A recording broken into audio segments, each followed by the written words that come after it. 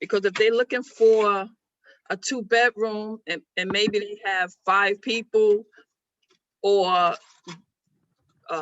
more people than the unit can hold, then that's another discussion. Then we have to talk about that. Okay. We also want to ask, what is their household income? Because we know it's 40 times the rent. So if they don't meet the income requirement, then we have to find something else that's in their budget. So we don't want to waste time. If a lot of times they will respond to leads that they may not even qualify for. The next thing is the credit score. I find that it's key. Unfortunately, that probably should be the #1 question, but I like to engage them and try to get to know them a little better before I dive into the credit score, because that's always like a Debbie Downer with most people. And a lot of landlords, they are looking for 640. So, that's something that needs to be asked, the credit score. A lot of renters come with pets. Sometimes the landlords don't prefer pets. They don't allow pets, or they have limitations in accepting pets. So that's another question, because you don't want to search for apartments that don't accept pets. So the next thing is to qualify them is letting them know upfront what the move-in fees are. And I gave a simple example of a rental that's $1,200. A lot of times we know it's going to be a month and a half security. That's going to be $1,800 first month rent. And 90% of the time there is a broker fee. So altogether the move-in fees would be $4,200. And they need to know that up front. And then I let them know the majority of the apartments that I'm going to search for, 90% of them are broker fee. You may get fortunate and there's 5% a landlord is motivated and he will pay the broker fee, or 5% both will pay. So I give them the upfront $4,200. If you're fortunate, the landlord's going to pay, then you subtract that broker fee and your move-in fees will be less. So that's #1. So once I get this information, then I know I can proceed with them. Okay, how do I get to my next slide?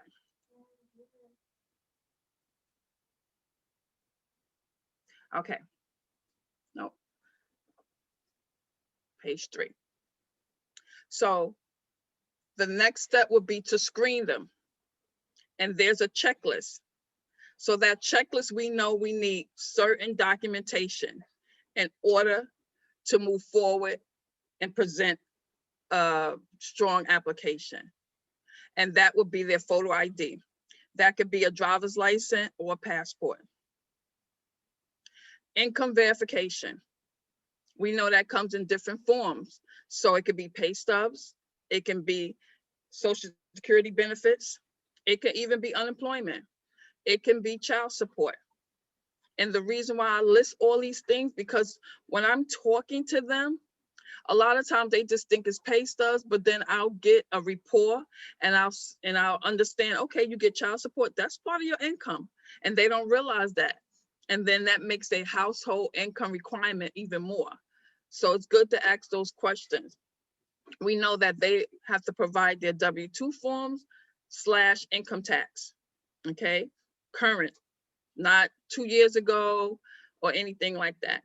So if they don't have the income tax, they should have last year for example, W-2 from last year, if they haven't already done their income tax, and vice versa. Okay, full credit report, because we already asked them their credit score. So my credit score is 640, Yolanda. Okay, great. I need your full credit report. I don't want no print screens. I don't want no JPEGs. I don't want you texting me anything. I want you to go to a free website, Credit Karma, which I use as a benchmark to keep me on track with my own credit score.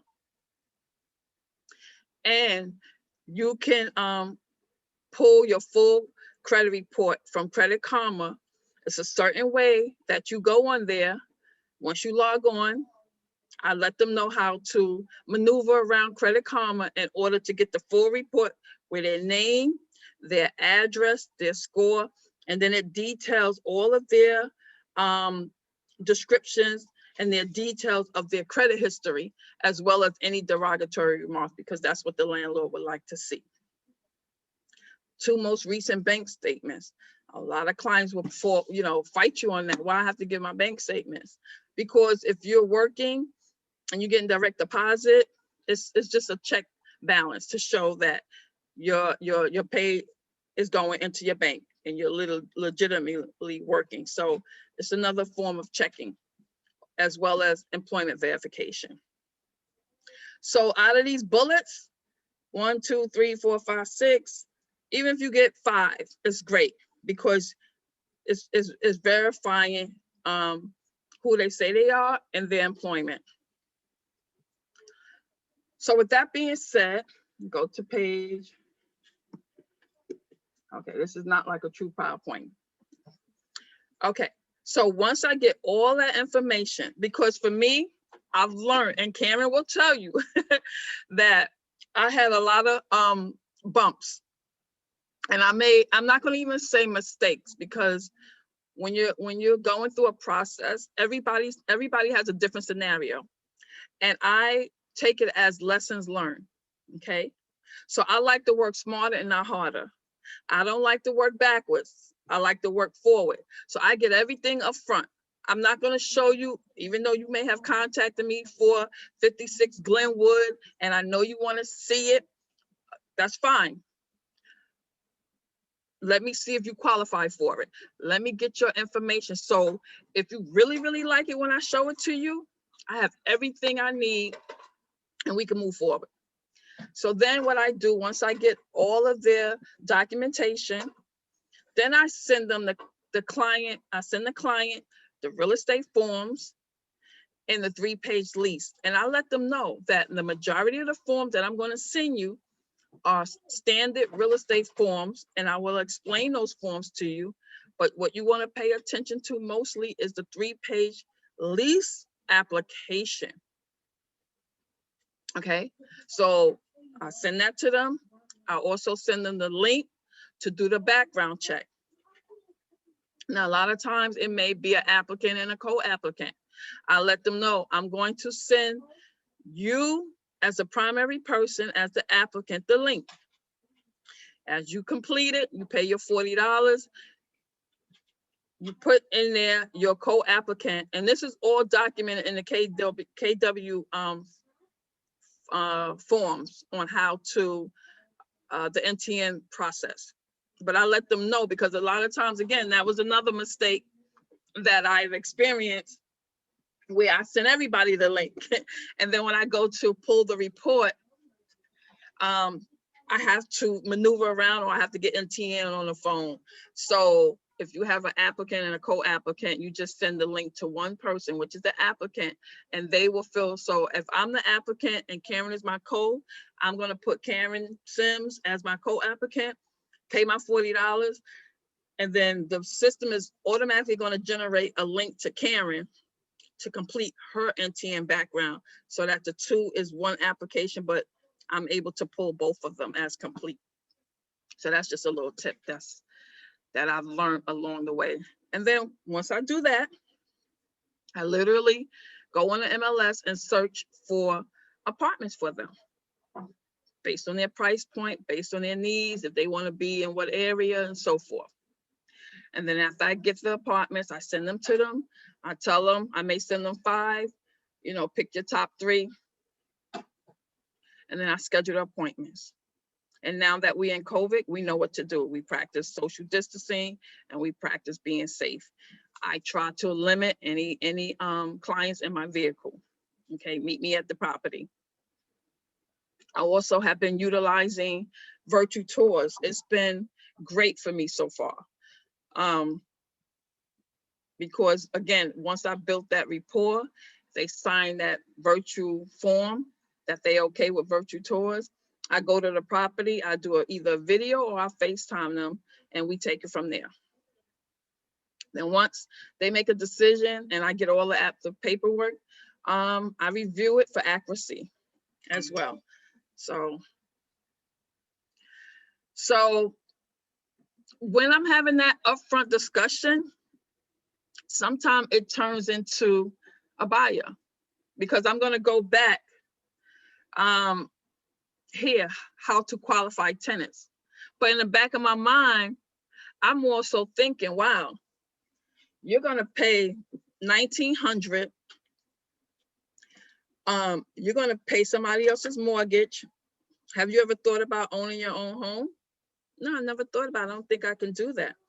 And I literally showed them on my calculator that if they're going to pay $1,900 for a year, they're going to pay this landlord's mortgage almost $2,300 a year. Why won't you do that for yourself? And then I turn them over to our mortgage rep. And because of that, there's time where I was able to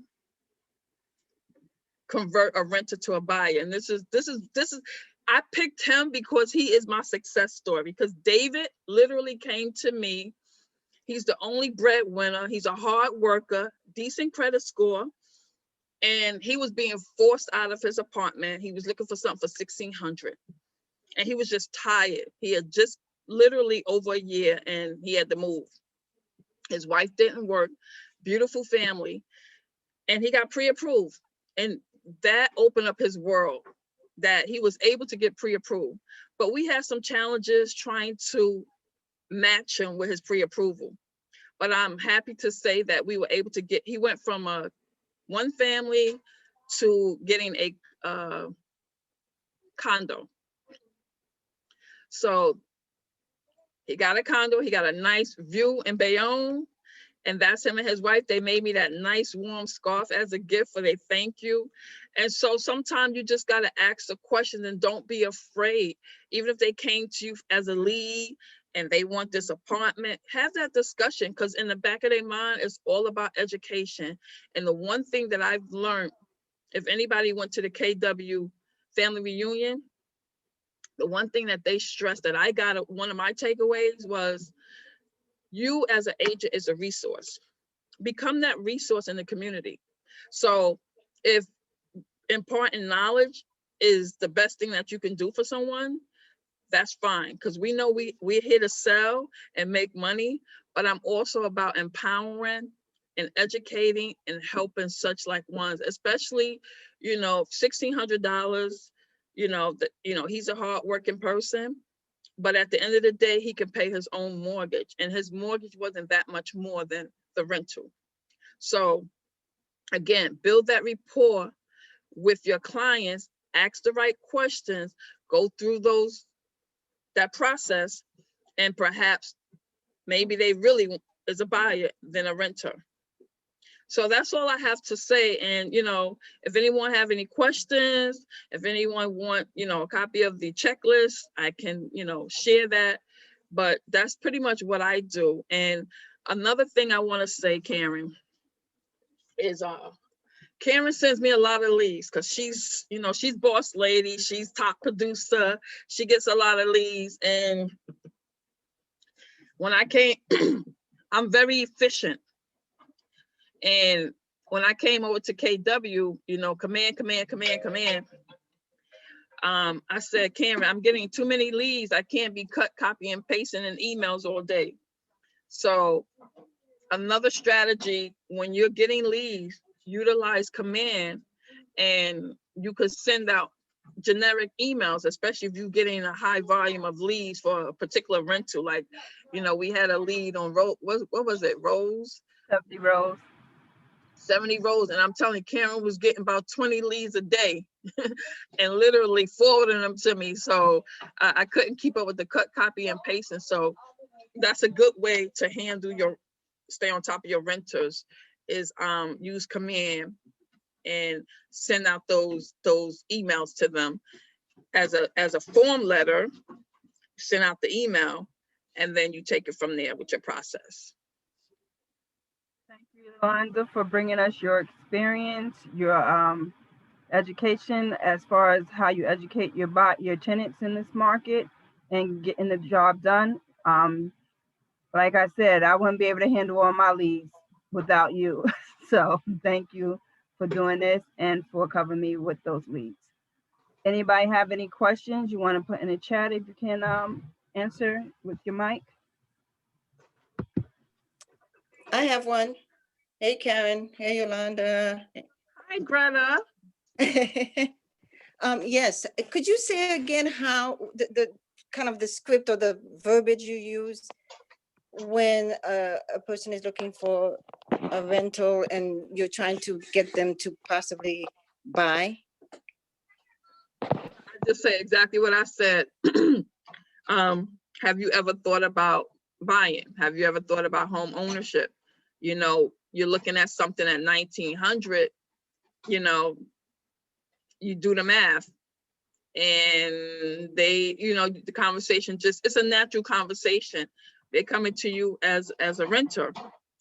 And so you know, you go through that, you know, you respect their requests. You talk about, you know, renting and different apartments. But I just be transparent with them. Have you ever thought about owning? You know, at 1900, you're gonna pay somebody else's mortgage, whether you feel you can pay your own mortgage now. You're paying someone else's mortgage. So you're paying at 1900, 2300 a year. And no one wants to move every year. So let's say you stay there for 2 years. Now you already paid almost $50,000 within 2 years. No tax write-off, no benefits, no nothing. Let me show you how you could pre-qualify yourself. Maybe there's some things that you may need to work on or fix, but the expert will guide you in that, and I will refer them to one of our mortgage reps. So pre-qualification is the step before being pre-approved. Thanks. And Marie, think about it this way as well. You already know their credit because you did the NTN, you getting all that information. They done told you your score. Most credit scores is 620 to 640 to be able to get a mortgage. So you already know that they credit worthy. Then when you're thinking about even at I think it's at 1500, you're looking at 1900, stick with Yolanda's thing, 6,500 down payment. If you found them something that's 150,000, a 3.5% down payment, FHA, is less than they would have to put down for a security deposit, broker fee, and first month rent. That's Right. 6,500. But if you found them something that's 150,000, that's only 5,250. So they actually save and they become homeowners.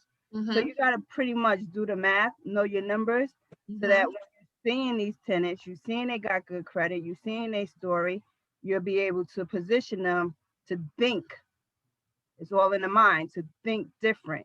Because if they're not thinking, I can own, they don't know. David didn't think he can own.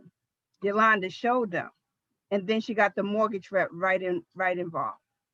Yeah, and the key is the relationship. You know, you just constantly guiding them and reassuring them, because, you know, depending on their pre-approval, it can be, like I said, challenging, but you want to keep building up that confidence that they can do it, because I mean, with all of us, there's challenges. I mean, I had challenges trying to refinance and constant paperwork. So no one is exempt from, you know, the stresses of changing lanes, so to speak.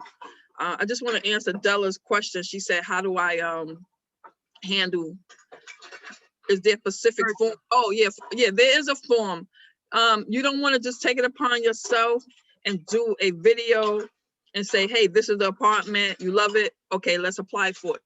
If they agree to it, then there is a form for virtual tours, and they sign for it. It's like they're giving you the green light that it's okay for you to do a virtual tour, whether they do it FaceTime or video.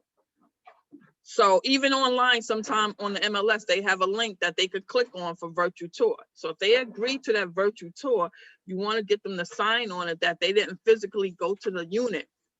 But when I do the virtual tour, I'm very animated. and I'm talking, hey, Karen, look at this room. It has this, the closet space is this. So they're getting much, much more than the MLS virtual tour. I'm actually talking them through every room, the counter space. Oh yeah, this would be a great, section for your tape, so I get into it. And so a lot of times it's easy for them, especially, with all the snow we've been having this month, bad weather. And if they're coming from New York or a different state, sometimes virtual tour is easy. And with COVID too, a lot of people don't want to come out, and it makes my job a lot easy too. I don't mind. I rather go to an apartment on my own time, do some videos, and take it from there. Even if you're working with a buyer, because I do it for one of my buyers that's in London, I make sure that he signs the paperwork that he is not seeing this property, that he's putting in the offer sight unseen, that he's agreed to a virtual showing. I'll show you the paperwork when we get ready to go into those documents. I'll start off with that. Any other questions? All right, again, let's see. About pets. Oh, what about smoking? Someone? Yeah, I mean, a lot of stuff is not going to come out until it's time to do a lease, or unless that information is spelled out on the MLS. Pets is usually on the MLS, is either say an L for limited, or they have it in the description under 25 pounds. But then Karen is going to go into the renting renting The truth brochure. in renting. Right, and that spells everything out about pets and so forth. So, but again, I like to ask that question up front, because the majority of renters, most people have pets. So that can be a challenge, finding them an apartment. And I think one time, Karen, we did a property where she didn't want no pets. The landlord didn't want any pets, but then she was very specific as to if she were to accept a pet, what kind of pet, and was they potty trained, and was they this, and it had to be this How breed. old are they? Is they older versus younger? Because if it's a young one, that means they're peeing on her new floors. An Right. older one should be potty trained. So, and sometimes because the state of the market, they're rather been for a good tenant that have a pet than not. So always consult with the seller, even though they say no. If you're gonna send a pet, get a picture, because they may send you a picture, but if you go online and you Google, you'll see that this dog that's all nice and cute is going to be grown into a huge monster. So, tenants are slick. You just have to be one step above them, and Google helps us with that, because we can Google anything to see the breed and the change in, if it's going to stay a little puppy or if it's going to become a big monster. So let the computer help you with that too. Yeah, and as far as the smoking, that's something that's spelled out in the lease. I have a a landlord who, I mean, she's like, help me out with the water bill. Don't unplug your air conditioners when you're not using. I mean, like some landlords, they get very specific. So again, if they want that and it's spelled out in the lease, then that's agreed upon between the tenant and the landlord. Sometimes you don't know all the details, but if you kind of know that up front, I mean, you can disclose that to the tenant, that this landlord has certain requirements for her unit. Especially when that landlord lives on site. It's they Right. live there, so you can't encroach on their rights neither. Right. So I have one landlord, no smoking of any kind, because as of 2 days ago, I think weed became legal in the state of New Jersey. So you if the landlord don't want no weed in their house, you cannot smoke that. So it has to be spelled out on that lease. No Or smoking. even burning incense. No smoking. I had one that said no smoking inside the house, in the backyard, or on the side of the houses.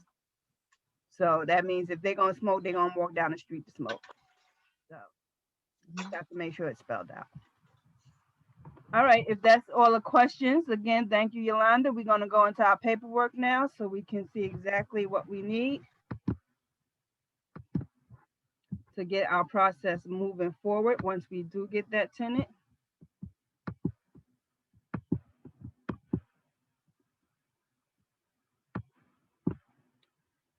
And we all love command. And I'm just going to start off with the contact, how to create a contact, because I'm not sure if everybody is familiar with how to create a contact. So let's just do it again. The little people up there, the little picture with the person is how you create a contact. You click on that and you add the contact. You're going to ask for the name. You're going to do Mickey Mouse, email, mick1@aol.com. Phone number,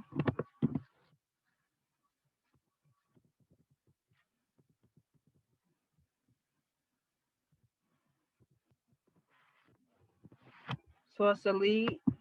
Um, if you got it from a different source, if it's a relationship, let's say the lead came from me to Yolanda, so it would be an agent lead. You're going to mark it as a lead and you're going to tag it. Now, keep in mind, landlord doesn't have a pre-tag, nor does tenant. So I had to create a tag for landlord and for tenant. So you might have to create a tag so that will always be there. And then you hit create. And that's how we create our opportunity, our contact. The next step is to create the opportunity. How do we create the opportunity? These little two hands is handshakes. This is the opportunity. Click on that. I'm just going to move y'all up and you hit create opportunity. And then you begin to fill in the paperwork on this side. All my bars want to be in the way today.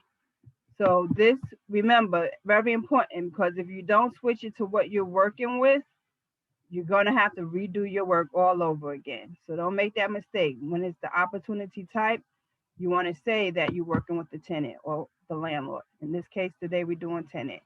You want to search for that client, and we're doing Mickey Mouse. Got a lot of Mickey Mouse.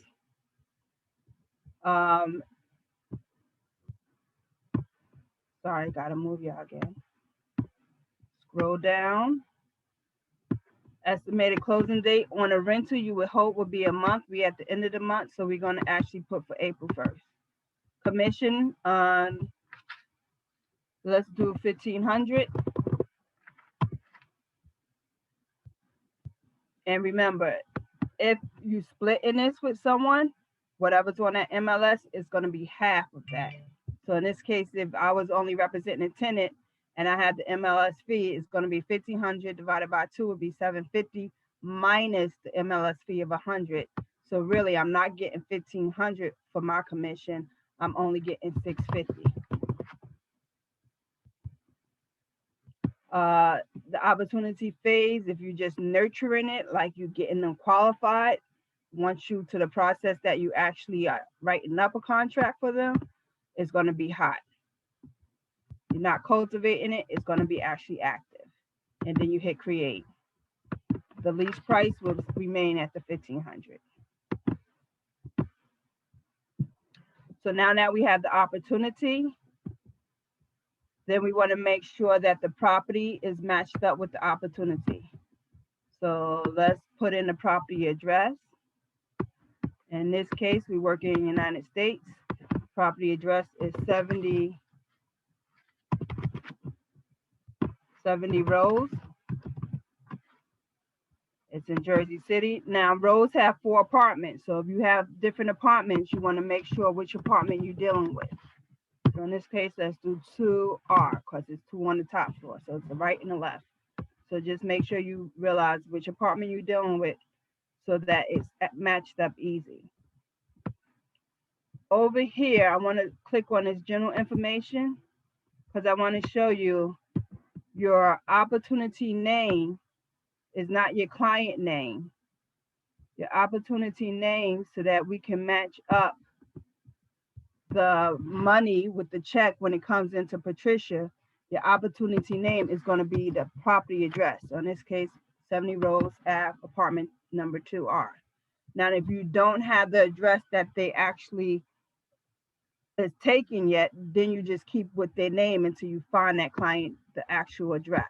But if you know the name, that's the opportunity name. If you know the apartment they're already going to get. We're going to save that. Once we save this, we're ready to go to our documents.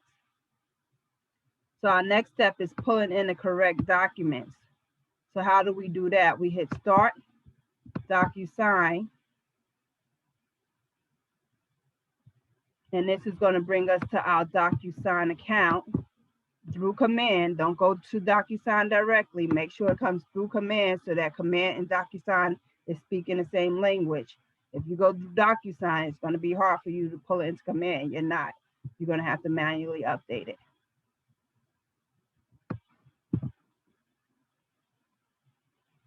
So now it brings me into this document room. So what is important about the room? First of all, your details. You want to put in all your details so that every page that you do bring in for your documents, it's carrying over the same details. Seller, well, we don't know the seller's name. What is the seller's name? You can find that by going on Paragon, looking at the tax records and pulling in the seller information. You can also call the listing agent and say, can you verify the seller's information? Is it the same on the tax records? Because sometimes you might go to the tax records, pull up a name, and it could be someone that's deceased. It could be an estate sale. It could be one of the parties is deceased. So you just want to verify with the listing agent whose name should be written on the lease so you're not backtracking, doing double work. In this case, we're going to go to Rose Avenue. We're going to look up number 70. And because it's a 4-family home, all 4 units is going to be under the same seller. So here we have it. On here, we want block and lot. We want the seller property name, YKO. If the owner had a different address, we want to make sure we verify that address. In this case, I know it's a rental building. He does not live there. So don't always assume the address on the tax record is right or the name. You should verify it as well. So going back to our documents, you would put the seller's name on the right-hand side. When you hit edit, it allows you to put the seller's name. And we're just looking on the right-hand side now. If there's 2 sellers, you'll put 2 sellers' name. The listing agent, you get that information from the MLS. You type in property address, Rose Avenue, 70. You're gonna see I've been in that building a lot. Let's just go to the last one that I've done in there, pick it up, which was this one. We wound up withdrawing it, but then I still wound up selling it, renting it. So if I was taking it off of the MLS here, the listing agent name will be down here. Click on it, I get all the listing agent information. Same if I clicked on a listing agent office, I get where the office is, everything about the office, the license number for the office. So that's where that information will come from when you're looking for the listing agent information. Then if it's 2 listing agents, it will be there. Buyer, you're working for the buyer. The buyer and the tenant is the same and the same purposes. Even though it says buyer, even though we know we're working in the tenant side, it still refers to the tenant. So if it's 2 tenants, you'll have tenant 1, tenant 2, which is buyer 1, buyer 2. Then you have your information as the buyer agent. You're going to put all your information on this side. And if you're working with 2 agents, then it's number 1, boss lady number 2, Yolanda. Inside joke. But you do buyer 1, buyer 2. And then on the left-hand side, you're going to put all your information as far as the property. If you don't know everything, don't go crazy. You know the MLS number because you got it off the MLS sheet. You know we work in United States currency. The address, you know the address because that's the address they chose that they want to live in. So you'll be able to put the address in there. You are, right? Karen, where's this at? I usually just stay on the side. Where's this at? So this is on your details. Yeah, So this is all on the left side. You got your right side, which is all the information for the seller, seller agent, buyer, buyer agent. On the left side is all your details about the property that you're putting on. um, Hasn't changed, I promise you. So that was apartment to R, county, city, state, where you know we're in New Jersey. If you don't know all the details, don't stress over it. Put what you do know, because the more that you can put over here, rather than you attach, the more you can put over here when you go to pull in your documents, the least amount of boxes you're going to have to sign for yourself and write in. If you don't know the offer date or any of that, don't worry about any of that. High bid, that's mostly for the listing agent. Closing details. When a contract was, this is if you like anal about keeping detail, one step to the other step to the other step, you will fill in all those details. I'm not that anal, so I only fill in what actually I need to.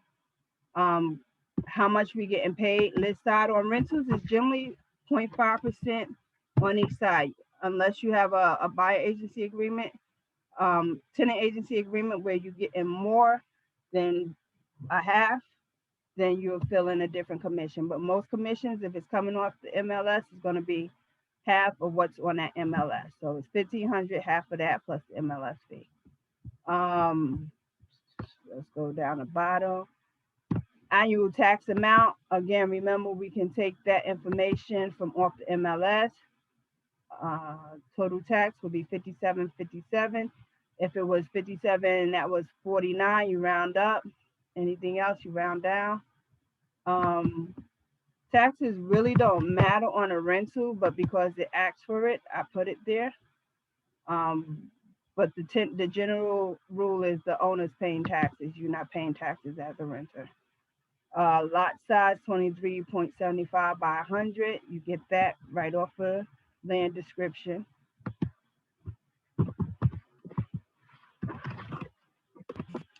Square footage. A lot of times, if it's a house, they don't have it.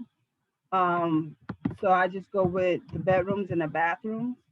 So the number of rooms would be 4. Is a living room, dining room, kitchen, and 2 bedrooms. That's 4 rooms. No parking. And then once I have all my details, I'm going to save it.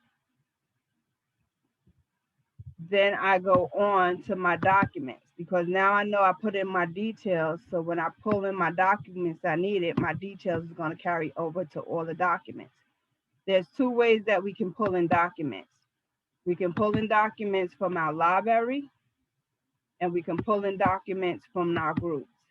Now, sometimes when we go to the group and we do look for the tenant, because we're working with the tenant process this time, the rental tenant packet is way at the bottom. The computer is automatically going to select what we need. But sometimes, like the one that Della, you asked about the virtual showing, it's not here. So where do you find that? Let's add that. So all those go into our room. And then we're going to have to go into the library. So we go into the library and we look in at the NJAR, which is the New Jersey Association of Realtors forms. You will find the virtual showing in this one.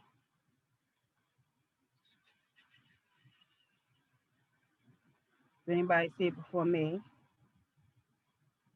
stop me. There it is. New Jersey released by buyer tenant, see, buyer or the tenant, regarding a virtual showing of the property. So you will click it and you will add it. Sometimes you can't find different forms. All you have to do is go to our library.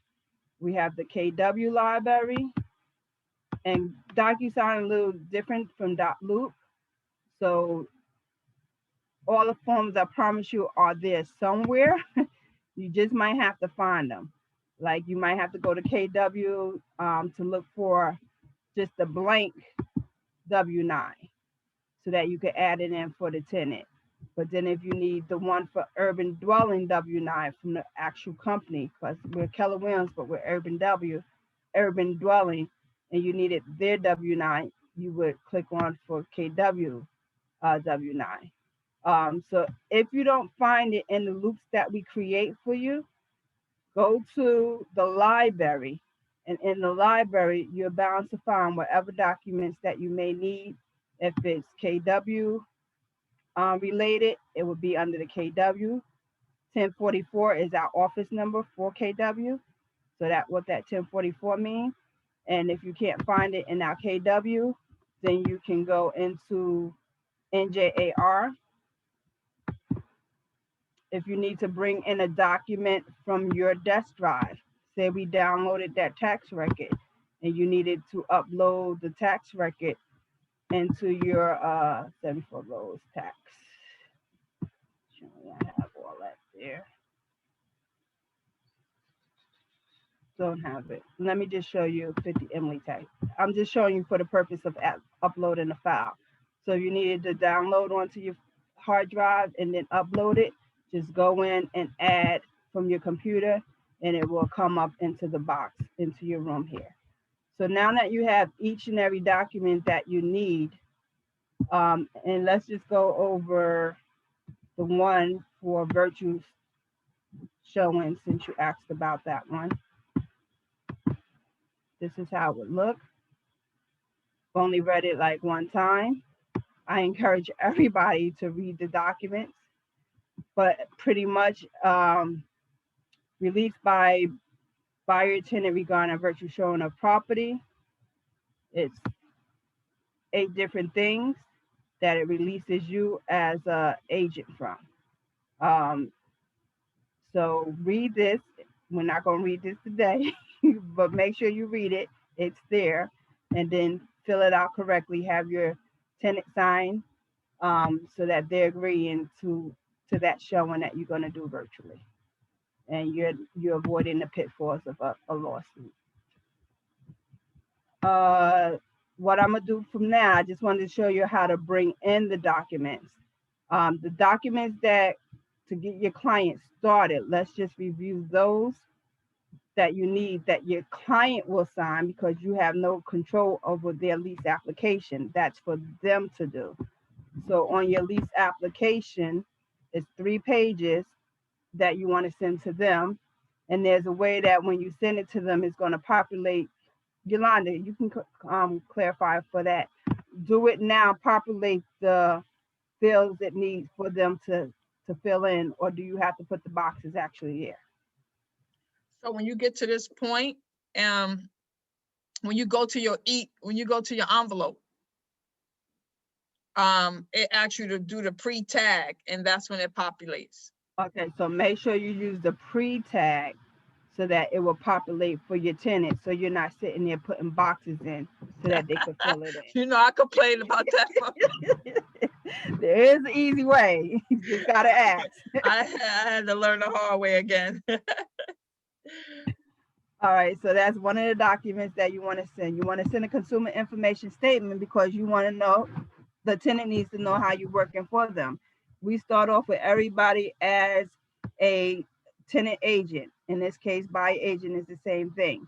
If we walk into any KW property that's KW Jersey City or KW Bayonne, we automatically become a disclosed dual agent.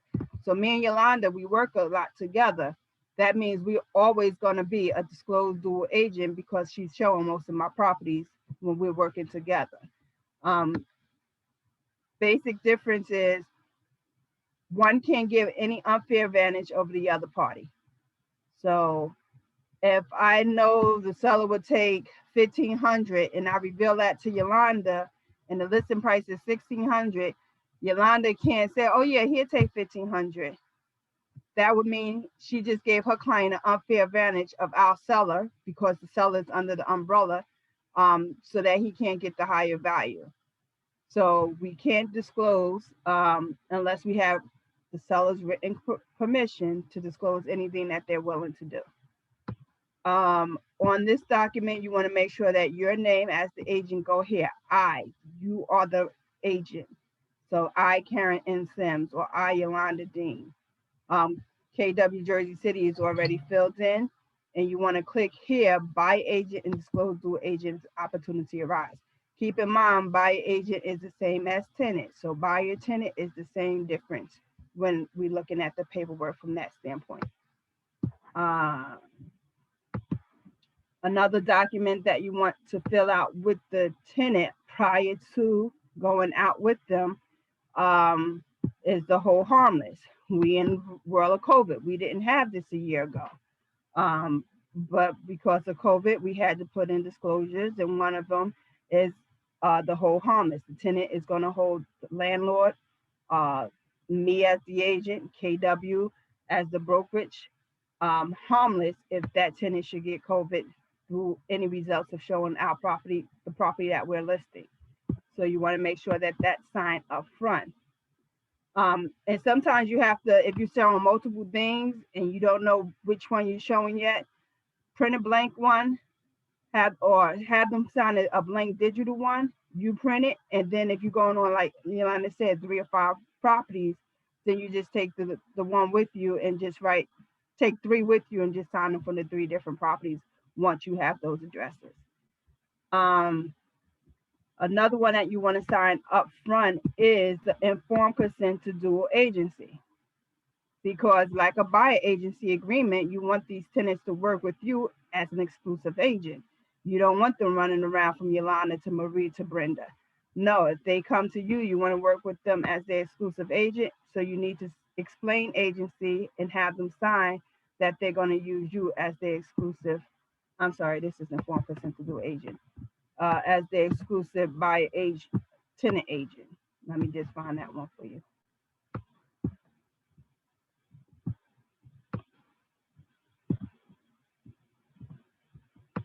And why that one didn't come into our file. Let me go pull it for you, because that is a good one that locks them into working with you. And tenants are just as bad as buyers. They will go work with whomever gonna find them. So if you don't explain to them, and that's part of getting all the paperwork up front with Yolanda, because once they went through all that work, they ain't gonna try to go to another agent because they know Yolanda got everything. So your exclusive tenant agency agreement, let's pull that in.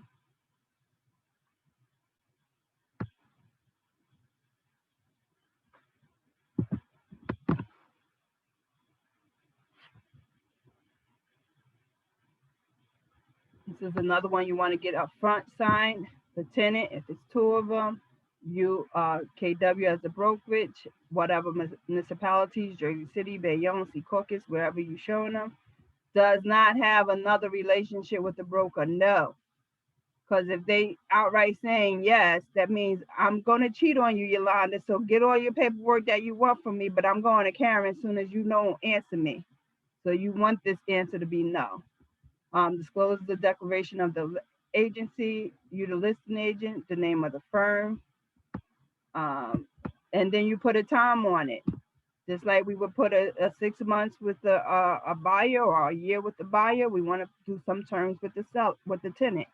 I generally do 90 days with the tenant. So if today is the 24th, it's going to start 2/24/2021. It's going to end on the midnight of 24th. We in February, so March, April, May. So May 24th, 2021. So May 2021, this contract will end. However, 1 month broker fee.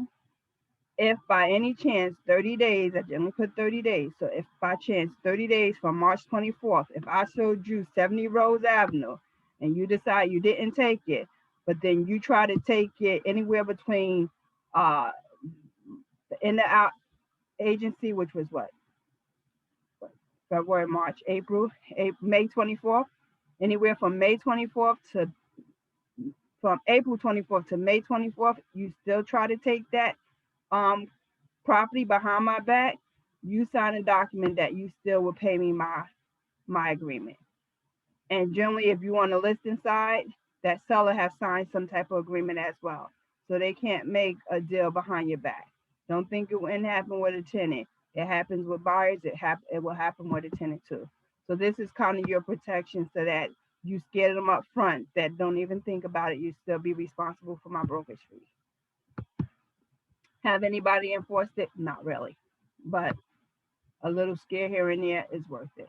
So those are the documents you want to sign up front before you actually go out with the tenant so that you're protecting your time with your exclusive buyer agency. You know what agency you're working with as a CIS.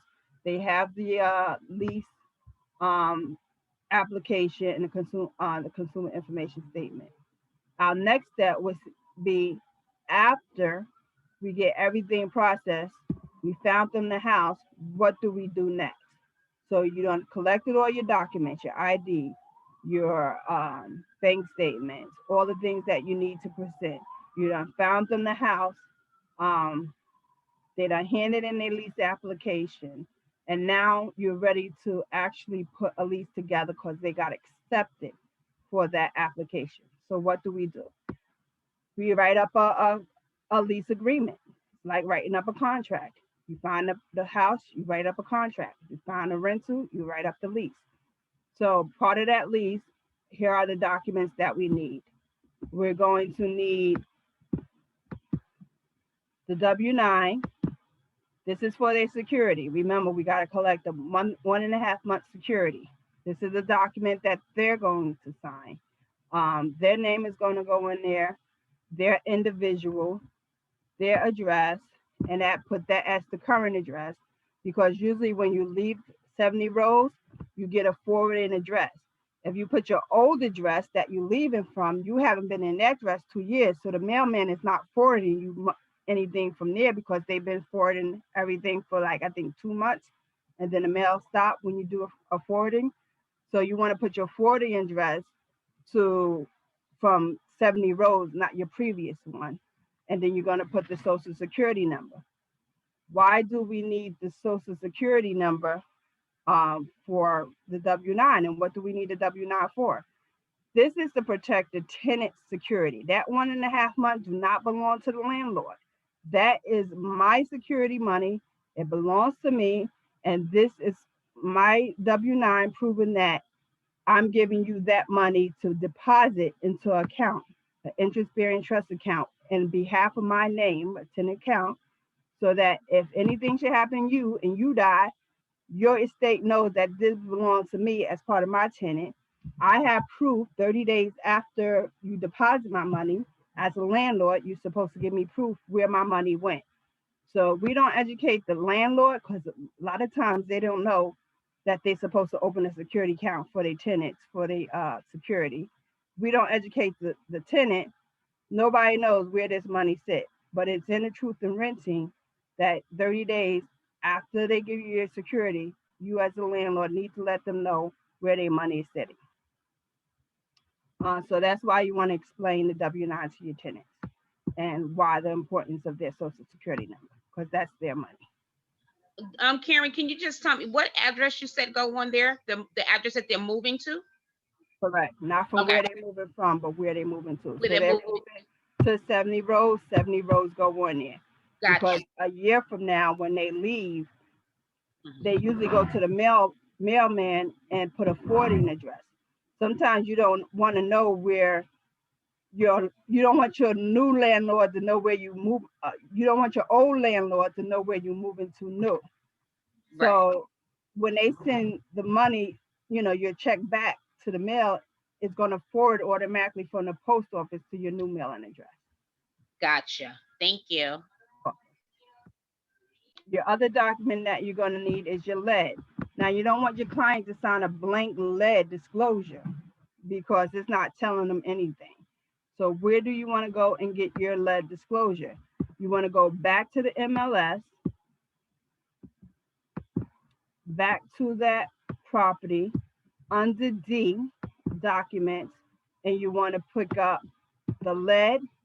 And while you're there, most agents are starting to put the coronavirus in their whole harmless, so you can pick it up from there as well. But you want to be able to tell your client the seller has no knowledge of lead, the seller has no report to lead. If they should pay in lead, they would disclose it so that they're not signing a blank application, a blank lease lead application. So don't do the one that comes in the computer. In fact, if you need to not confuse yourself, you can actually archive that one when it comes up, and you can add the one from the MLS. Remember we said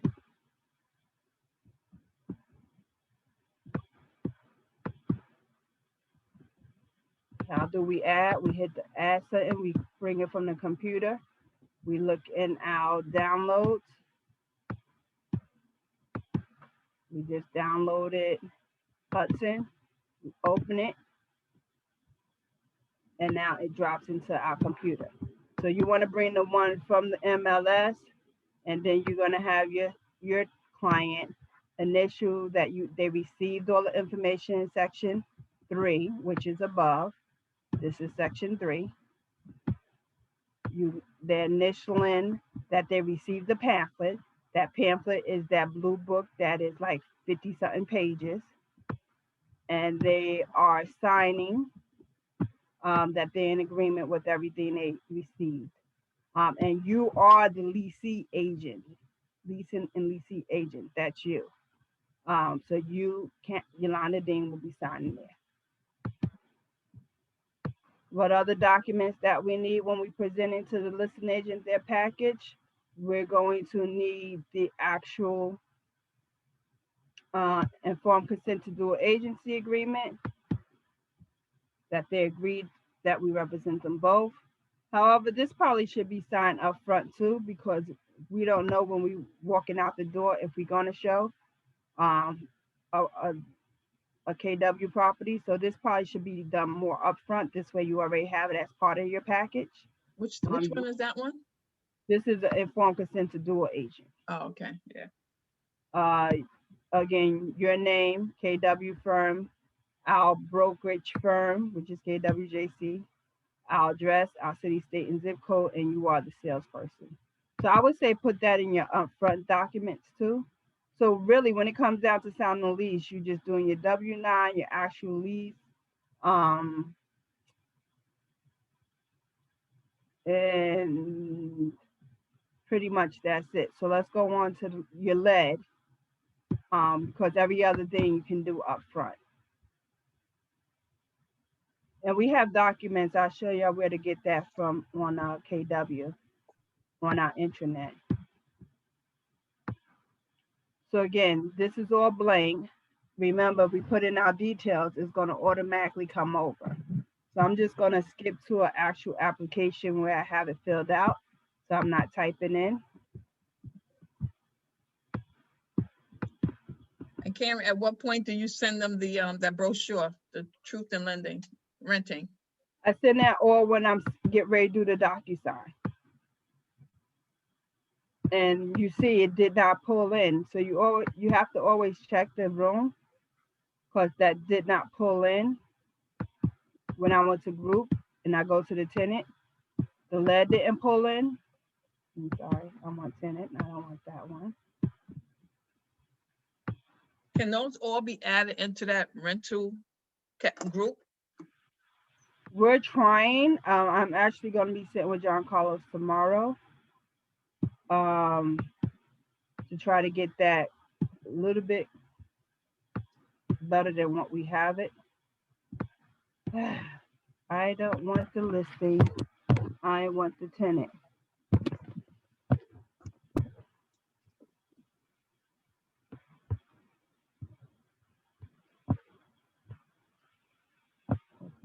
Where's my tenant one at?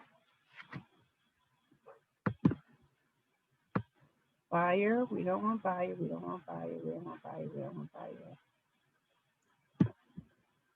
Oh, I think this is in a way. Like, what is going on? What? Greta asked a question in the chat box with the W-9. It's basically for the tenant who is giving up the security deposit. So it's per tenant, Yes, for the tenant. right? Now you will get with Section 8, SODO, some of the different programs, they will request a W-9 for the landlord to do. We don't want the tenant to see the landlord's W-9 because we don't want the tenant to see the landlord's social security number. So make sure if you're dealing with a tenant that has assistance from Section 8, SODO, or any of the government programs, and that in that package, it's the W-9 that the landlord has to sign with their social security number so that they can get paid.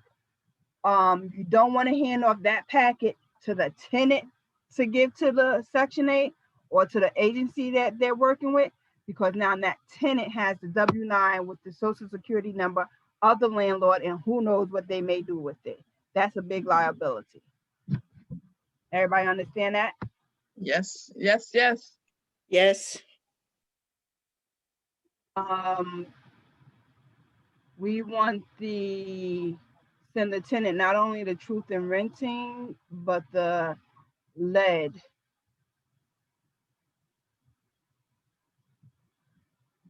And as you can see, that one is not in here. So when it's not in here, I have to go look in the forms from the library. So let's go to the library. I'm going to drop the truth in renting in there because that's in there. But let's go to the library. And I'm going to Karen, find. You took that form out because you said we were going to use the one that was on the MLS. Yeah, not the form. I want the lead-based The lead-based booklet. paint one. Yeah, the Oh, booklet. the booklet. Yeah. Gotcha. All right. Booklet. That's another big book. Yeah. They're both big books. Yeah, a lot of. So don't ever think about printing it by mistake. Right. Because it's a lot of paper. So there you go. NJR lead-based paint. I don't want the disclosure. I'm gonna pick up both of them, and then I can always delete the other one.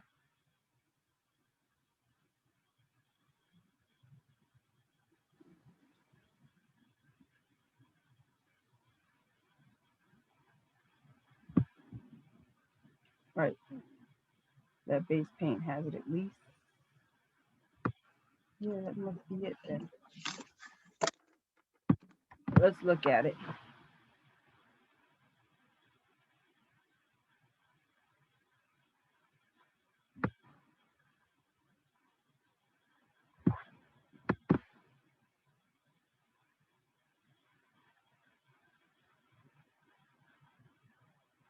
Yeah, see, this is not the one I want. I want the actual brochure. And you see the truth in renting, that was updated recently. We have the old one on our KW. Go to the library. I'm going to just go pick it up from another place by going through Hudson County.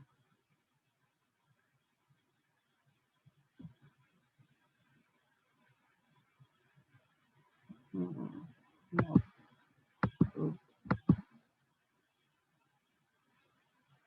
Listing packet. I'll pick it up from here.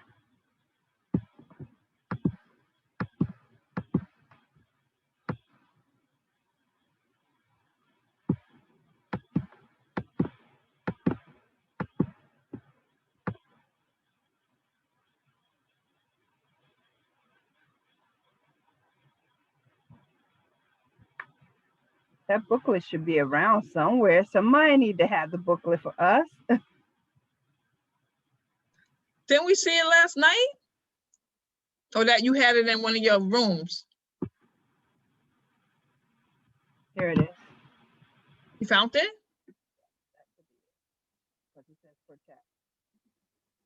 Yes. So protect your family from lead.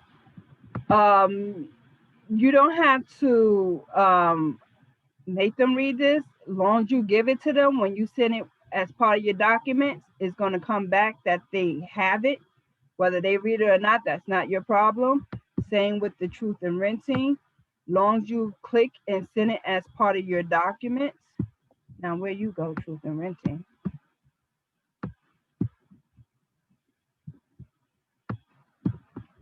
As long as you send it as part of your documents, they have it. I like this order too. The other one is a good order because I got used to the other one.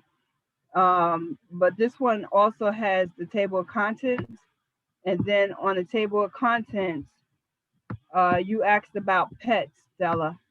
So we just have to look up pets on our It's either table page 12 or 5. of Right. pets. So it's on page 5. Yeah, I remember. Or we doing security deposit. Security deposit was on page 12. So if you just go to page 5,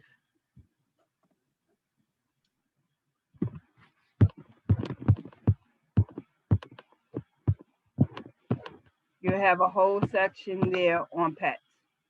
It starts with pets and then it continues to the next page with pets and it goes on about pets and what you can say about pets and if it's a service animal about pets and whatever it is regarding pets, it will say it. And then if you go to page 12, 12 was on security. And a lot of times the landlords may have a question or your tenants may have a question. Just direct them to this book. Look at the table of contents, look at it quick, direct them straight to the paragraph that they need to go, page 12, paragraph number, let's see, that would be 1, 2, 3, 4, paragraph number 5.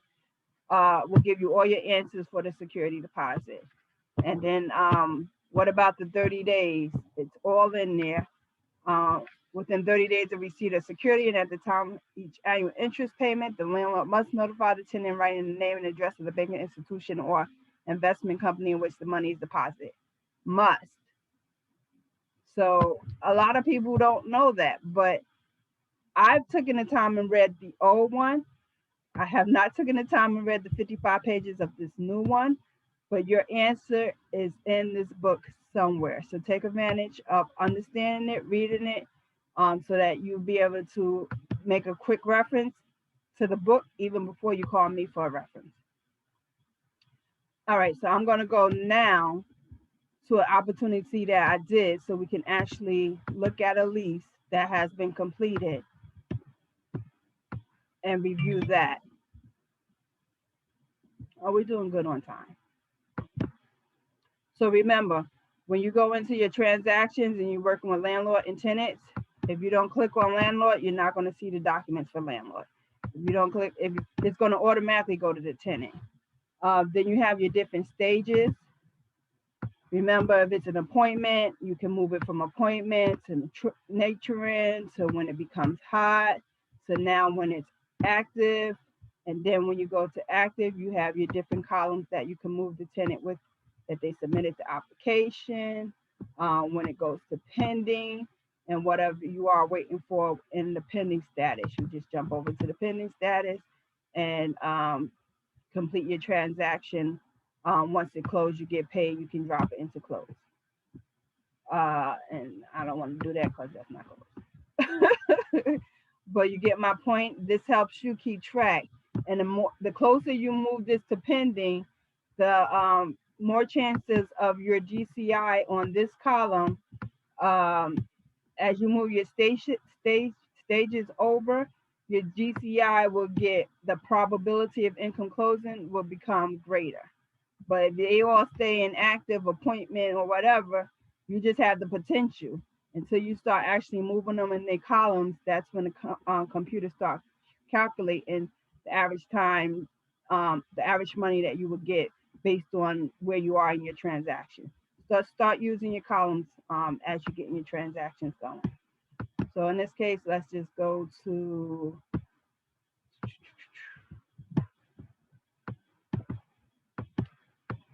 where is she? Rose. 70 Rose, Unit 2R. That's what we've been staying with. Let's go to documents. Let's go to the transaction because we already created the transaction. Once the transaction is created, you're always going to go to the transaction next. And then we're just going to look for the actual signed lease and go over the details on that lease.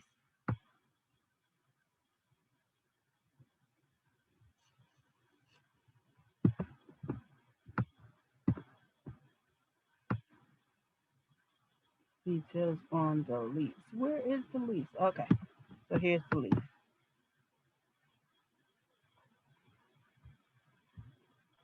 So lease is 8 pages.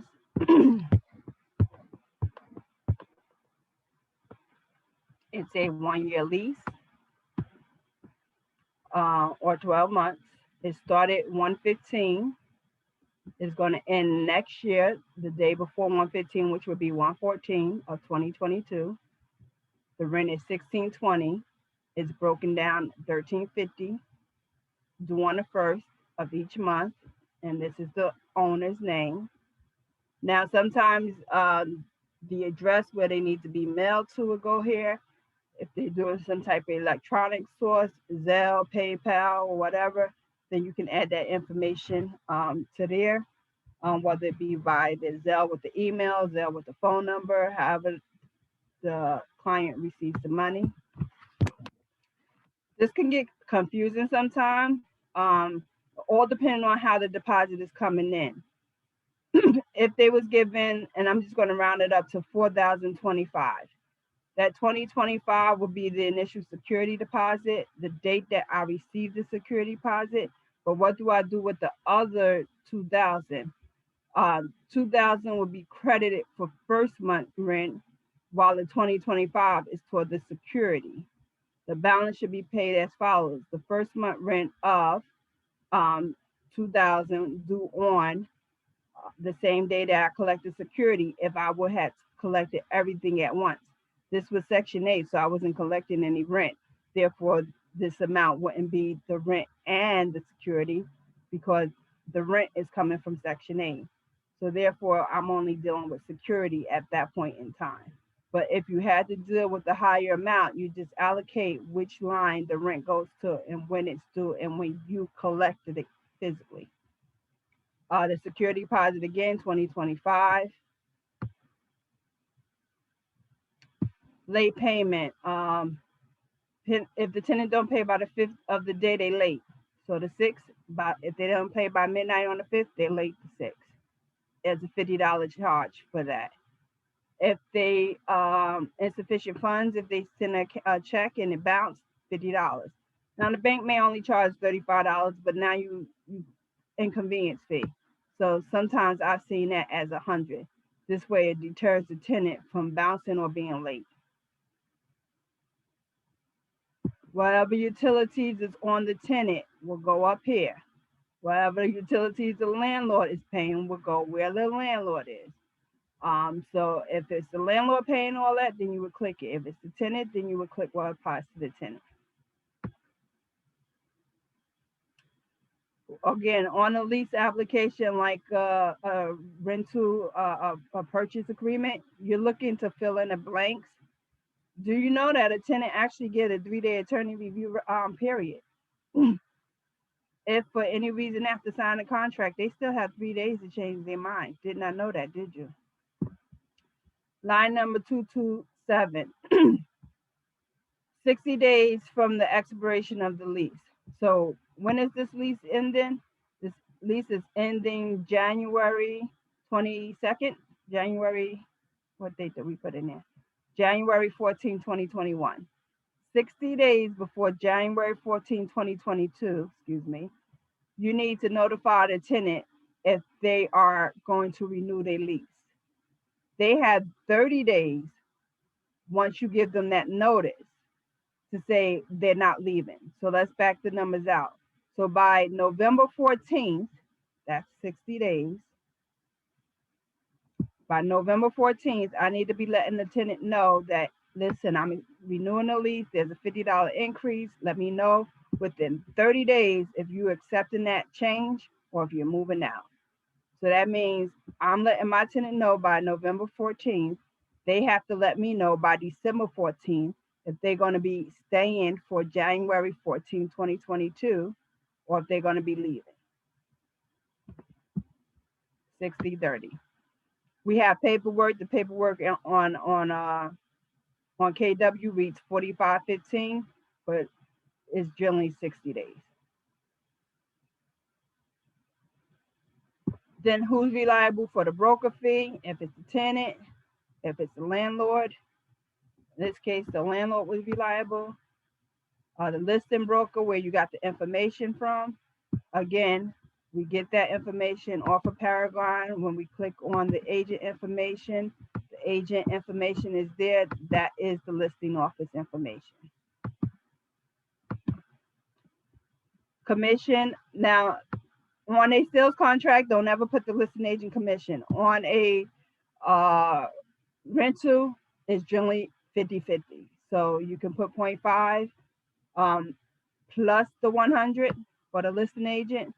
And then on yours, you are the participating. So it'd be your information. In this case, I was disclosed dual, so I just put same. But if we're not disclosed dual and it's Yolanda and I, but we are disclosed, then Yolanda will put her information, even though up top will be my information. And the commission would be 0.5 for Yolanda minus the 100. Karen, Della, do you collect any agent fees for rental renewals? No. So you can. We just generally don't.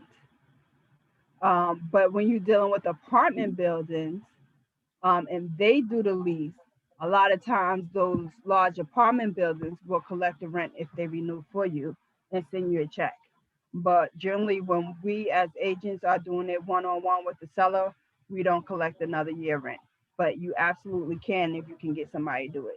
It's just not standard practice without industry in New Jersey. Wait, so what, I mean, like, what sense would that make? To go after 1 year, go to the tenant and get the renewal fee? Well, that's how it's set up, and a lot of places in New York do that. That if you're going to renew, that you're still obligated to pay me a rent. And commercial, you're definitely going to do that. Commercial, you rent it the first year for so much, and then the second year, third year, fourth year, you get paid still. So it's the way it's still getting paid. We just don't practice that way.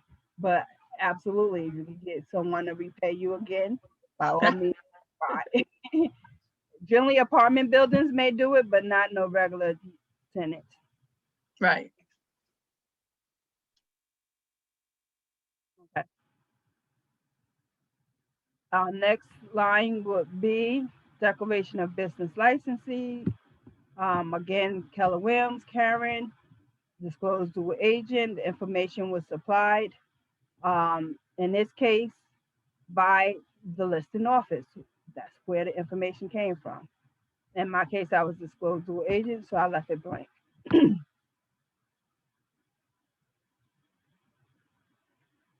Now, line number 381 gives you the 384 gives you the opportunity to add anything else in this lease regarding what the landlord wants the tenant to be or to do. So if there's no smoking, no pets, no this, no that, and the landlord wants you to add it to it, yes, you may add any additional contract provisions to the lease. And you can use this space to utilize it. A few things on the contract that have changed. And this one might not have made it, but okay, yeah. Number 45, there's a video. It's on Liberty. It's also in our intranet. I think I also posted it on Facebook. I spoke about it at the team meeting, but saying some of these new developments, not even new developments, they took an older house, they renovated it, and they now say it's not under, it's a 6 unit. They renovated the unit, And now they say, oh, I'm exempt from rent control.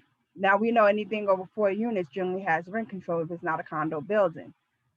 If they say they're exempt, they should have some type of notice that they are exempt. And if they don't have that notice, according to the video, we supposed to find that notice from the municipal court ourselves to put it as part of our file. But there's also an addendum that the tenant needs to sign, stating that they understand that this unit is exempt from rent control. So that discussion just came out, I believe, the end of December. But that if we're dealing with some units that are doing such, that are renovating units that we know are 6-family, and they claiming and it's not rent control anymore, we should do the due diligence and making sure that it's on file. And that addendum, I'm pretty sure will be in our library, because we have not put that in our groups yet. And that would be, I believe, under NAR. And it should be addendum 45.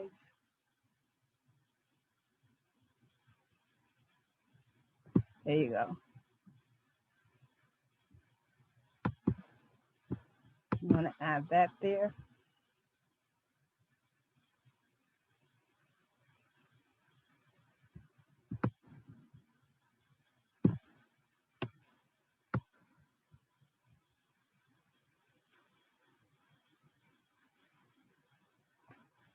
That's the old truth in renting. Is that right? Yeah, I added that to the wrong one. Okay, there you go. This simple paragraph, so I will read it. Not too much going on. New Jersey realtors notice the tenant regarding new multiple dwelling rent control levying exemptions. Read the notice before signing the lease. Tenant acknowledged that the tenant received this notice prior to signing a lease for the following property: 70 Rose, Unit 2, Jersey City, New Jersey, 07305. This property is in a multiple dwelling that has received an exemption from rent control or rent levying under New Jersey SA 2A 42841. Subsequently, that will terminate on, and then on that paper, it will have the termination date. The tenant name will go there and their signature will go there. So it's saying pretty much that my house is renovated in Unit A. Unit B is not renovated. So Unit B rent may be $400, but now my rent is $1,400. So now we friends, we talking like, oh, you asked for, nah, that apartment was $300. Now you at $1,400. So now you got the renter curious as to, am I paying too much money for this rent? Because my neighbor is now saying that I shouldn't be paying this much. So this document is going to protect you as the agent, that the landlord applied properly for the exemption, so that this nosy neighbor over here that's paying $400, that's talking to your tenant now, and that's at $1,400, recognize they signed the paperwork, you have the document, you cover it, so nosy neighbor can say all they want, but you know you did the right thing, that they paying $1,400 and that you're good to go. So it's you as the agent due diligence to get that document from the seller, the landlord, when they apply for these exemptions on rent control. We understand that? Because I know that was a mouthful. Yes, so you need both the document that gives them permission to be exempt. You need that from the landlord, or get it from the city if you can't get that. And then you need the document from the tenant that says that I know this. Correct. So this is the document that says I know this. So it's And two more new documents, right? With that new, well, that is part of number 45, which is part of the lease. And this is the addendum to that lease. Okay, okay, thanks. Everybody else straight on that? That's for multiple units over 4, because anything under 4 family is not rent controlled. It's once it goes over 4 units. All right, very good. So once we get all our documents, what's our next process? We packaged everything. We got it accepted by the listing agent and the landlord. We presented all the documents. You now have to collect all the fees. KW, we do not take personal checks. So when you speak into that listing agent, or whoever's controlling where the money coming from, you let them know that we do not accept personal checks. We need a money order or a certified bank check only. Don't bring me cash. Don't bring me a personal check.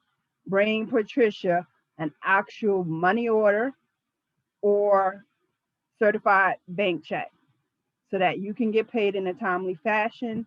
We want to make sure that our command, and let's go back over to my example, is all in compliant, which basically means I matched up everything that my client filled out with what was required.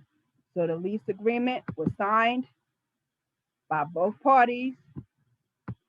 You see how it's signed, both parties, all the way down. Both parties signed. I matched that up and I submitted it, and it all got approved. So each one you have to see. Now, if it says required, it's required. If it says conditionally required, meaning if you have it, put it in there. If not, we're not going to harass you for it. But if it's required, Colleen's going to harass you for it. Colleen is our third-party compliance. Now, on my other one, I missed something. On here, nope, go back up here. On the return, she returned something on mine. So I'm still having trouble getting the W-9. Tenants don't understand this is her money she needed to protect, but she won't sign the W-9. So a message will come back from Colleen. Generally, you get a message in your little bell up here, what you need to do or what got required or what got dismissed. I need to work on some stuff. But that's how you know when you're communicating with compliance, if your command is intact and if you're going to get paid when you get that. You need to create your commission. Again, since this was already created, I can only show you.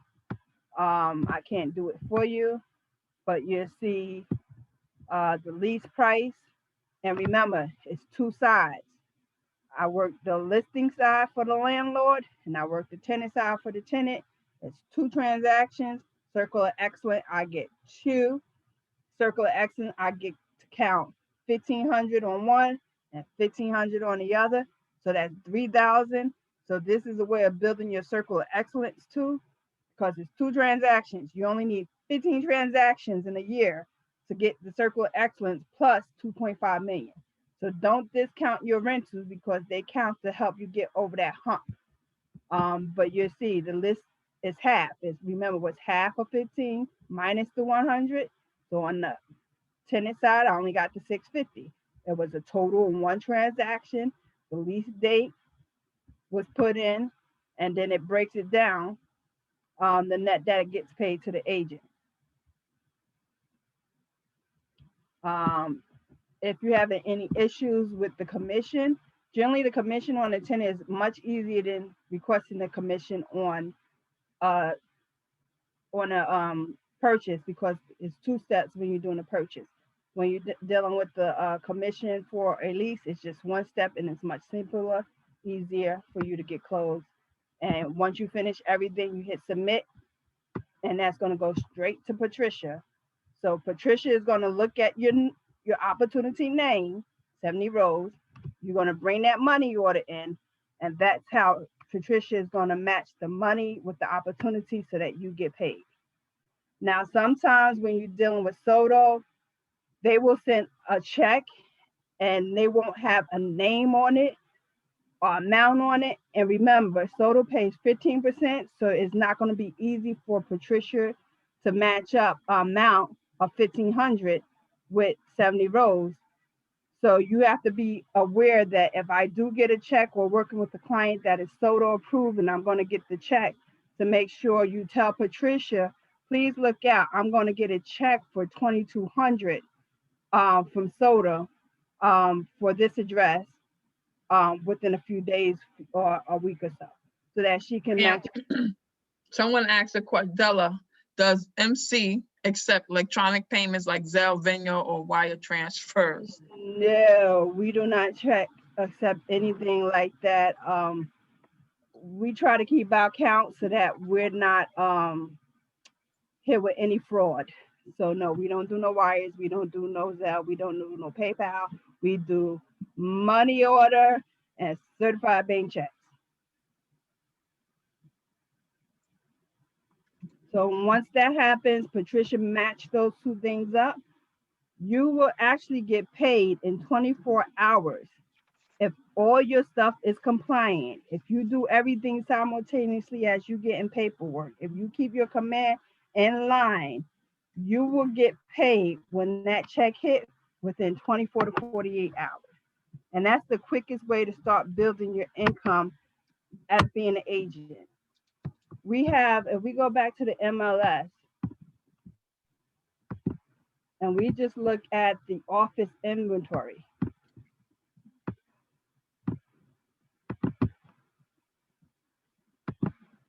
and we pick on our listings, and generally it goes in line, listing the rentals first and then all the way up. We have 88 listings for rent. Look at the listings. Pick a listing. Call the agent. Say, Karen, I noticed you got a listing on the market, 2,200 downtown. Do you mind if I advertise it? Do you mind if I sit an open house on it? The agent is either going to say yes or no. And in this market, any agent that has rentals better be saying yes, because we need to push the rentals. They're not being pushed. Especially if you see that the landlord is paying a broker fee. It's not a waste of your time, guys. You're going to get the exposure that you're busy. So your friends on Facebook or wherever you're promoting yourself is going to see, oh, they're busy. Oh, they're a realtor. Oh, they're actually working. Oh, I thought they were sitting home doing Corona, doing nothing. So they're going to see your momentum. They're going to see your activity. Then you're able to interview for other landlords and or sellers that may come through. It's like, okay, if they're hustling on a rental, they can hustle on my on the sale of my house. They mean they motivated. So and you get the opportunity to get buyers or more renters. This way you can start building your campaigns and command. You have inventory, you have clients, you have a database, you can start. So you got to start somewhere. And I always invite all y'all to market some of my stuff. If you want to market some of my stuff, I give you permission. You have to make sure you call each and every listing agent that you want to market something and get their permission. But they might have different rules that they want, you to govern by if you're going to market anything of theirs. So pretty much that's our class for today. I will take any It's questions. been great. I'm hungry now. I have a question. I did an envelope and I was trying to send it to the client, but it's telling me that I'm missing something, but it's not Missing fields, yeah. what I'm. It's saying missing fields. It's not telling me what I'm missing though, so I'm not sure. And so when I go back to like view it to see the document, it takes out the signatures. Mm-hmm. Yep. So I was like really confused. I'm like, what is happening? So can I like delete the whole thing and do it over, or? You could delete it, or you could fix what they may be saying. If you want to get on a one-on-one, or if you want to pull up your computer, Okay. I can stop sharing. You can pull up your computer. It's up to you. Well, Brenda, sometime that happened to me. Like I'll be ready to send the envelope and it'll say missing fields and it won't let me go forward. So what I'll Right. do, I'll save and close, and then I'll download it to my PC, and then I'll do it again. Because once you go back, it will remove everything. But you know, Yeah, and maybe that's what's Karen got a shortcut. Want to share your Oh, screen, yeah. or you want me to do a one-on-one with you? We could do a one-on-one because I heard Yoli says she's hungry. So we can do a one-on-one. This way I Alright. don't hold up everybody else. Yeah, we could do a one-on-one. That's fine. All right. I'll text you when I can put you in the time for the dinner. She'll text you when she finishes eating Okay. too. Yes, thank you. Thank you, everybody. If you have any questions, you know where to reach me. I'm available by phone, call, text, email. I'm here. Bye, Thanks. guys. Have a good day. Enjoy the rest of your day. Bye, Yoli. Yoli, you were great. Bye. Knock those renters out. Make them buyers. All right, guys. Bye-bye. Thank you. Bye.